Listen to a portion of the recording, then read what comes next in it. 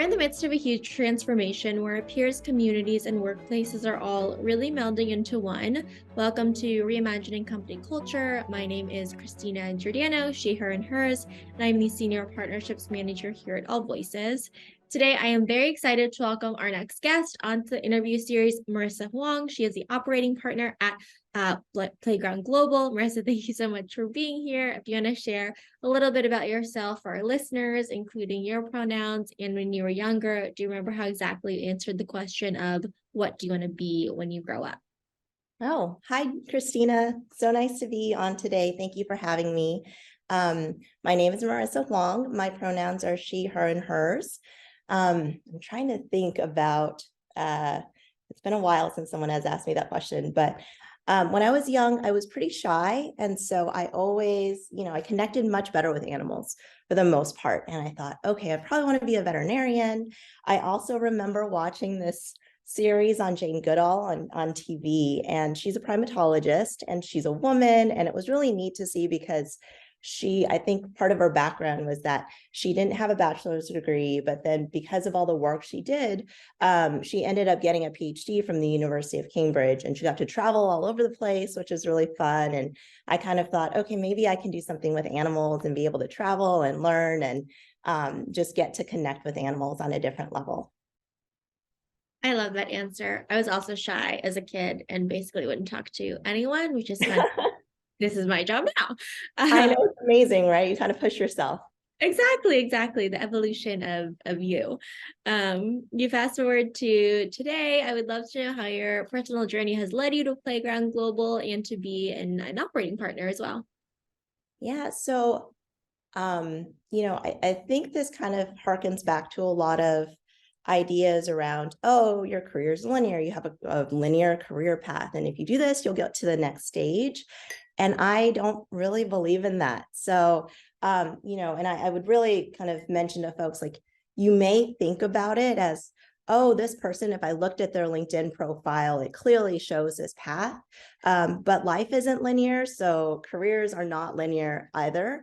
I grew up below the poverty line, and I mostly worked in restaurants and kind of service industry roles just to help support myself and my family. And so when I thought about it, like, financial stability was really important to me. That's really what I focused on very early in my career. So I was not planning on going to college. I got very fortunate, ended up in college. I fell in the research space. I started working in neuroscience lab and really loved it. And then as I got more into it, I was thinking, okay, I don't know if this life in academia is for me. So for the first time in like a long time, I started working since I was like 7 years old at my family restaurant. I quit my job. I thought I was going to volunteer, maybe do Peace Corps or something like that. And I randomly found a job at Google. And I didn't even know, I knew about Google, but I didn't know what HR was. I didn't know what recruiting was. So it was a super lucky break. And that kind of got me in the door for all my other opportunities. But if you think about sort of grit and the concept of grit, it's not just kind of pushing through something. It's like, yes, sometimes you get into lucky situations, but what do you do about that? And that's sort of how I think about careers and jobs, is like, every job is different. Every career is different. People are different. And it's really what you take from it and what you contribute. And so it's really thinking about, like, what can I learn from this new opportunity? What can I bring to the opportunity that I've already sort of, gathered in my tool chest of skills and experience that I can apply. And so that's kind of how I ended up here, is just, I was open to a different type of opportunity. Never thought I would work in venture. It's by far my most favorite job because I get to work with so many different companies, and it just challenges me every day. And so I really think that, thinking about a role and where you can really grow and contribute in a meaningful way is probably a really good way to just kind of think about careers versus, oh, how do I get to the next title or the next stage? Absolutely. What do you value? What motivates you to work? What are you interested in? Where can you be challenged and grow? Are all really good questions to ask. And you're right, life isn't linear. So, it might look really perfectly outlined on someone's LinkedIn profile, but the odds of that actually happening with that forethought are not likely as well. Maybe it could be, but probably not. Yeah. When we think about, companies, especially today, where folks really want to work, employers of choice, inclusivity is something, and feeling like you belong, feeling like you can contribute, is really critical. How can companies really leverage data to build more inclusive environments and really continue to iterate on that as well? That's a great question. I think that we all know that data is super important, right? So without data, you're going in blind and you're really relying on intuition. That can be really useful. Like I'm not saying, but intuition is kind of built on biases in a lot of ways. And I think it's now widely understood that everyone has biases. So we don't really need to go into that. But I think it's not enough to just know the data, right? You have to leverage the data, but you have to do something about it. So for instance, it's really important to know that people don't feel comfortable in their environments. You talked a lot about inclusivity here, but kind of reporting, being able to report around harassment and bullying, and then doing something about it, creating an environment to follow up on those reports and think about, okay, how can we build an organization where this doesn't happen? And I also think about this through a talent lens. It's important to standardize interviews. You have to track the questions that you ask. You have to be aware of the demographics of the people that you hire. This really helps make data actionable, right? You need to be very curious about what makes people perform really well across the long term of their career, not just when you hire them, and really to make sure, like, are they getting set up for success? Do managers know how to work best with all their direct reports? Everybody is different. If you're trying to build an inclusive environment, you have to be able to make accommodations and think about it through a equity lens of like, how do I make this person successful and meet them where they are? Absolutely. Set them up for success, really define what that looks like, provide the resources, the key conversations, and then continue to make changes along the way, and ask really open-ended questions. I think over the past year, people are, really reflecting on what they're working on every day, every week too, and really thinking about kind of common threads or patterns in their careers. When you're reflecting over this past year, are there any common patterns you're seeing in working with entrepreneurs in the portfolio? Yeah, so there's a lot there. I think, you know, people now, I think that, we talked, people understand their biases at work. People talk a lot about inclusion now, but there's also the idea of equity, and you've brought that up as well. So, I mean, it's been such a tough couple years. There's been all this political instability, racial instability, violence. There's a pandemic. I really see that entrepreneurs and founders, people in leadership, they feel like they're, at least from my perspective, they're becoming a lot more compassionate at work. It's not just about the bottom line and numbers. And that could be a combination of both employees like asking and pushing, right? Like they're not comfortable with how things were running before, and they want more inclusivity and more transparency around all factors of work. But it's also like, I think the founders and entrepreneurs and leaders themselves think, wow, that was a lot. This is not something that we all were used to do, adapting to. And so I definitely see a lot more focus on building equitable environments, really thinking about, the employees, like, how do I help them make their life a little easier, whether it's working remotely, whether it's, providing more support programs, maybe even thinking about, kind of different roles and generational wealth that goes around those roles, and how to help them build either, more wealth or more just kind of skill sets and experience so that they can kind of continue to grow in their career. And so that's one thing.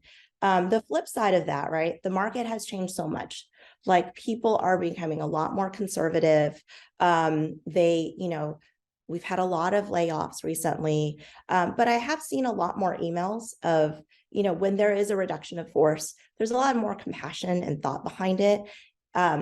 Just in the beginning of my career to the middle of my career, like I saw a lot of layoffs, and they were just like, sometimes they were just really reported, didn't really provide their alumni a lot of support. And so that's something that's changed for the better. And so, in addition to that, it's like thinking about employees, like the employees that you do have, remaining at the company, how can you continue to retain and motivate them? And how do I help them go through? Because they've probably lost a lot of their great colleagues and their friends, right? And that's really tough too. And so I think people are starting to think, okay, what can I do in my stay interviews to help? What can I do for my employees who, have moved on? How can I help them find a better landing spot? So, a lot of bad things have happened, but I do think it's kind of helped change the perspective of like what companies should be doing as not only a responsibility, but just, their obligation to employees, and just even the community as a whole. We've been seeing that too in terms of empathy with leaders and really leading with compassion in terms of communication and one-on-ones, talking about the layoffs or reduction in forces and how people are feeling, giving folks time and space to really process that as well. And then again, offering those resources as you were talking about. I'm seeing a lot of that as LinkedIn too, of being forever associated with the employer brand and being understanding. I want to touch on that programmatic piece to ask about a specific program, the apprenticeship, and the goal and kind of initial results you're seeing, as well as Playground Global. I'm super excited to talk about this. This is something we're really proud of at Playground. So essentially, the goal of our apprenticeship program was really to provide training and mentorship to people who are interested in recruiting and technology, but they never had the exposure or opportunity to enter the space. And so we really founded this program. We wanted to level the playing field for people from underrepresented minority groups as well as underserved communities, because a lot of times, like, my own story included, like, people just need access and opportunity to enter the space. And then once they're there, like, you can let them kind of fly in that way. So, when I think about tech and being in tech for so long, tech is pretty closed. It's getting better, but it's not very diverse. And so what we wanted to do is we wanted to take something that we knew really well, right? We didn't want to focus on, I'm not an engineer, so I'm not going to build an engineering program. Our team built out kind of thinking about recruiting and people. We wanted to build out a really strong operational foundation for people who don't have a tech background, but can have very strong competencies and a really good foundation for that sort. And then we kind of teach them all about kind of people and recruiting. And we also set up a sponsorship with a stipend, because as I know, it's really hard to work full time and then try to get ready for a different type of role. Like, that is just a lot of stress.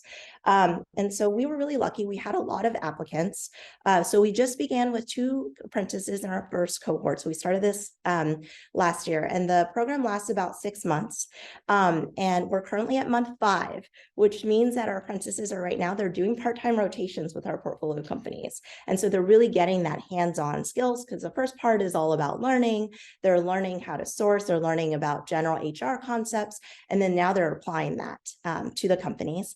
And our goal is that they'll be able to land full-time opportunities with one of these portfolio companies.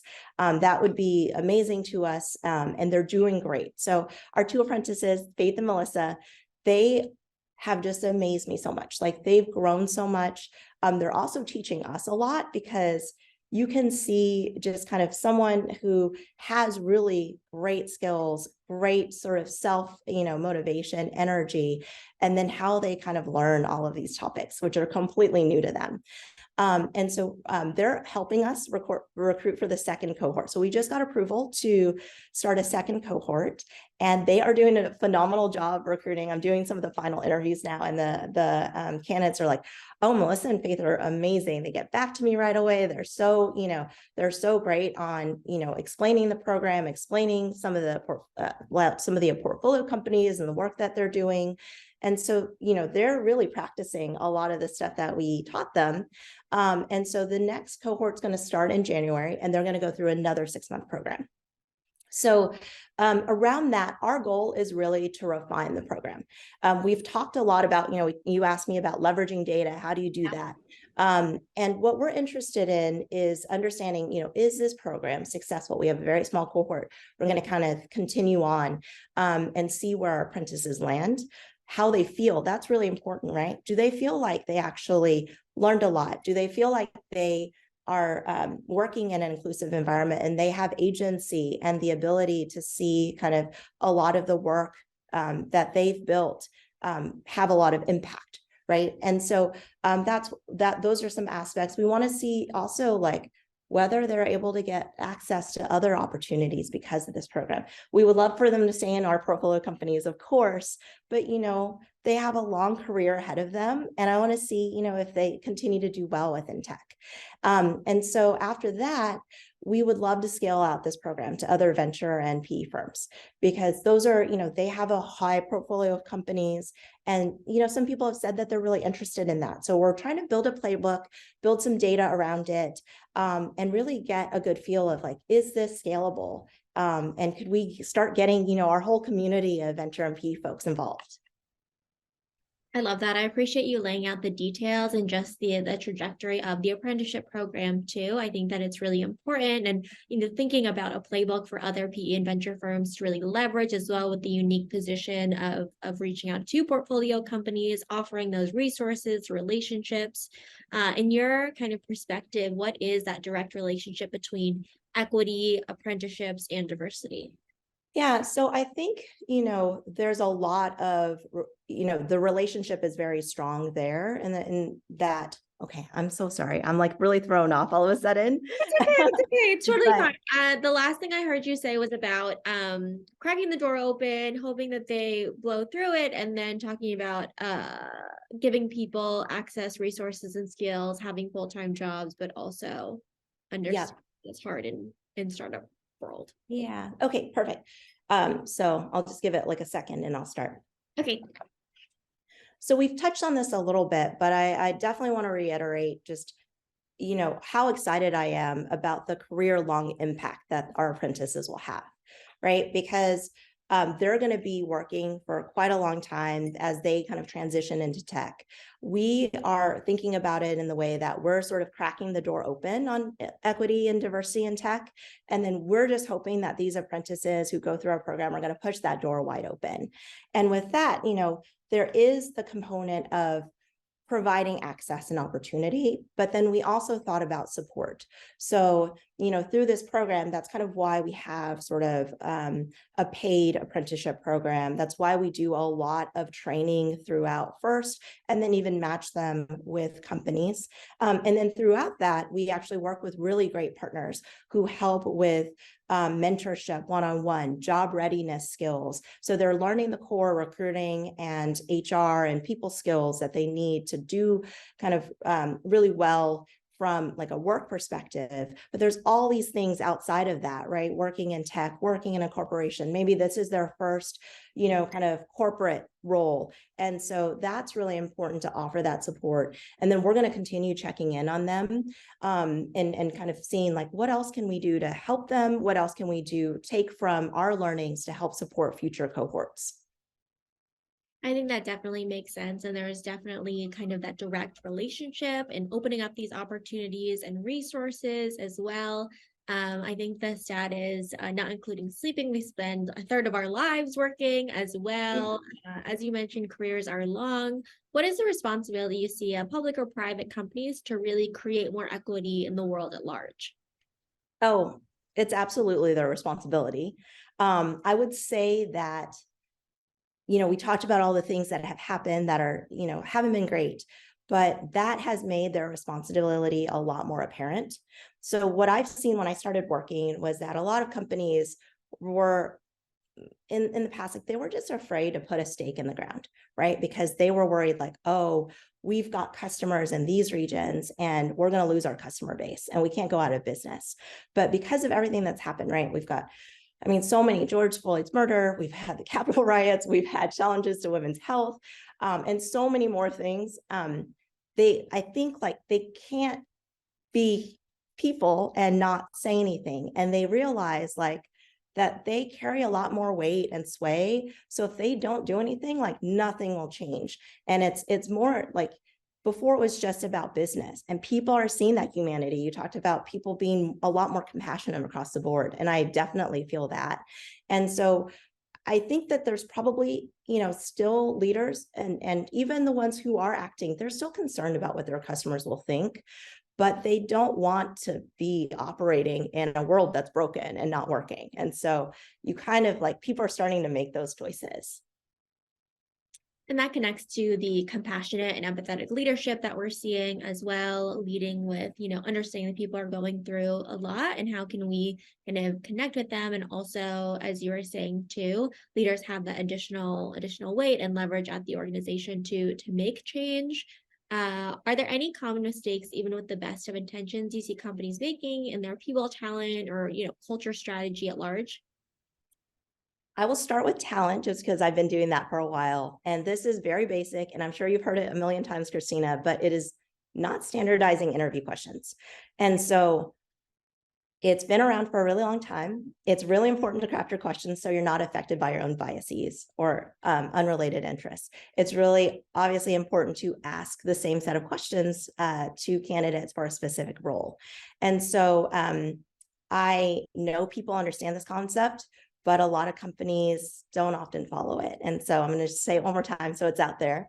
Another kind of common mistake that I would say is kind of more people focused, but very, very important, is that we're not always addressing microaggressions that sometimes happen at work, right? So this is really easily remedied if you make it just safe, right? Psychological safety is so important.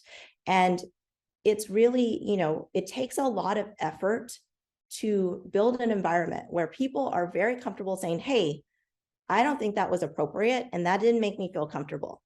And you would think that is a very basic right and need, and but it doesn't always happen at companies. So it's really important to be able to think of tools, platforms, just create an environment where people are comfortable saying that and pushing against microaggressions. Standardize interview questions, be aware of those biases, and really address microaggressions. I definitely agree with that as well. I think on the flip side, with the changing world of work too, is there a conversation or innovation in the talent space that you are most excited by and why? I don't know if this is necessarily an innovation. It is in a way, but I love seeing all the pay equity laws that are coming out. So now, California, New York, Colorado, and a few other states, you're legally required to post benchmarking information. And that is so different than when I started. People did not talk about comp when I started. Recruiters really leveraged that. They would ask, kind of salary history. You're not allowed to do that anymore in many states, which is wonderful. And so now people are really having conversations, right? You see on all these different sites, people talking about compensation very openly, getting to understand their worth and what the market will pay. And so even with pay raises and higher offers, right, people are starting to look at, compare by gender or other areas that are really important to see, okay, are there differences here based on the same skill set and level? And if there are, what can we do about it? And then also, how can we up-level our employees? And so, hopefully it's just not people who are traditionally really confident in negotiating offers who are going to get high offers. It's going to be hopefully a lot more equitable. And this will really give candidates and employees a lot more power because they're going to have that. We keep talking about data and, leveraging data, but this is a way that employees and candidates can leverage data to kind of help their own situation and really know that, okay, when they're going into a role, that they're paid fairly for that. It's definitely a game changer. And also to your point as well, it gives an opportunity for folks who aren't as comfortable negotiating or have an opportunity to really understand what the value of the job is too, and that compensation piece, which is sometimes a hard thing to tackle as well. Marissa, is there anything that I didn't ask you throughout our conversation that you would like to share, highlight, or any key takeaways? I know data probably will be one of them that you hope listeners bring with them. Yeah, I'm going to try not to talk about data because I feel like I've talked about data a lot. I'm going to talk more about kind of general stuff. So, as all of these things are changing, our market is changing, given like the economic environment and climate right now. I've been thinking a lot about like how people find new opportunities. And so, we both are shy people, or maybe you're not shy anymore, but I'm still shy. I think about how to, kind of network and create genuine connections. And I think about it as not like, oh, you're just talking to a lot of people. You can create a lot of connections at work, right? It's around, the value you bring to the table as an individual, how you're working with other folks, what are the types of work that you're doing. I think that the more authentic you are, you can really build connections that way, even if you're a little bit more introverted than other people. And so that has helped me so much. And so many times where I've had questions about something, I can reach out to colleagues from 20 years ago, or, I've gotten a lot of my jobs, just hearing about jobs from people I've worked with, because, sometimes you may be doing something small that you don't even realize or don't even remember. There's so many times people be like, you did this for me. And I'm like, I wish I could remember that. That sounds really wonderful. And so you have to really realize the impact you have on other people and kind of bringing that in. And so hopefully that's going to really help, and really think through, if you're someone who has unfortunately gone through a reduction in force, like think about the connections you made in past roles and see, ways that maybe, one of your past colleagues may have an opportunity to kind of help open that door for you. And so that's one aspect. The other thing I was thinking is that, I've, as you move up in your career, like I'm an Asian woman. I don't see a lot of folks like me or other people of color in some of my roles. And so I really try to ask myself a lot of times, like, how do I advocate for my own team? But how do I also spotlight them and spotlight the work that they do? So I often try to say like, oh, Robin on my team has worked on this, and look at, how great that is. But not only that, like there's your larger team, right? Other people that you can affect, and other people who could be super talented. Maybe they're early on in their careers, or they're just switching careers. And how do you help them understand how work works? I know it sounds really funny, but I always talk about this with my friends, is like, working is very different. Like there's the core skill set, but also navigating, some politics, or navigating the communication style, collaboration style of your new company, and how to access those upper tiers of management. And so really, like, being able to raise each other up is really the only way that I think you can really make change from companies, unless you're running that company. But I think employees can do a lot to help each other out. Spotlight each other, lift each other up, really provide that mentorship or sponsorship. Marissa, thank you so much for being on Reimagining Company Culture this afternoon.